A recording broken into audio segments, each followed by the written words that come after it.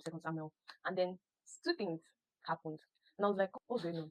Basically, what was going on was that what struck me was that Saul and Jonathan died, and someone came to inform David as to Saul and Jonathan are dead, though, based on this is what happened in the war.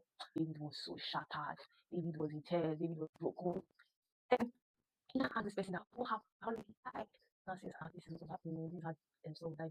But personally, as Saul was dying, Saul asked him that I should kill him.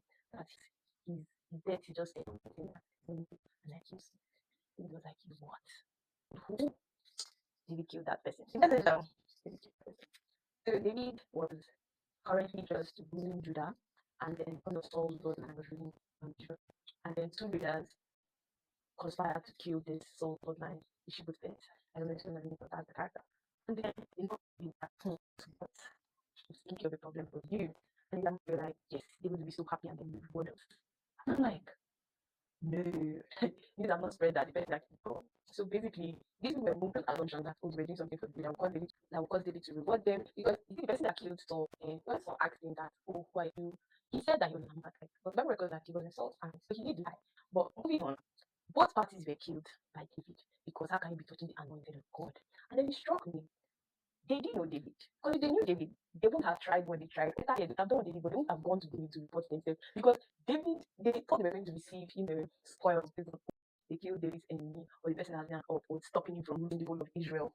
But now David can't do because they're giving him this, he will bless them. And I kept on thinking, the problem that I did not David after this exercise. But for my like understanding as to what like really stuck in my heart. Because if I know God and I'm behaving like these readers and behaving like these people that killed David's up to be killing because that's not who he is. That's not he's not sending me in that direction. He doesn't want me to do that. So in my head, I kept on asking myself that am I doing things that God is not going to like? Even though clearly in my own small brain, it's supposed to make sense because it's supposed to make sense that David would want his upskilled, but none of that happened.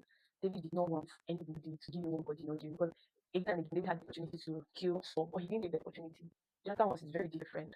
So I want to say that you might think that you're doing something to please God. Like when Saul gave those sacrifices instead of killing everybody completely, you'd have thought these sacrifices, he still went to God. What that's the story, that's what we're saying to do. So if God says give 100,000, give another person 50,000, and like, well, same thing, you don't know God. God said do this, do this. Know God so that you know God wants me to go to this place for work.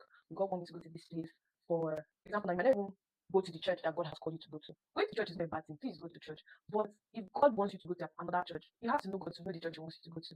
My point being, know God for yourself.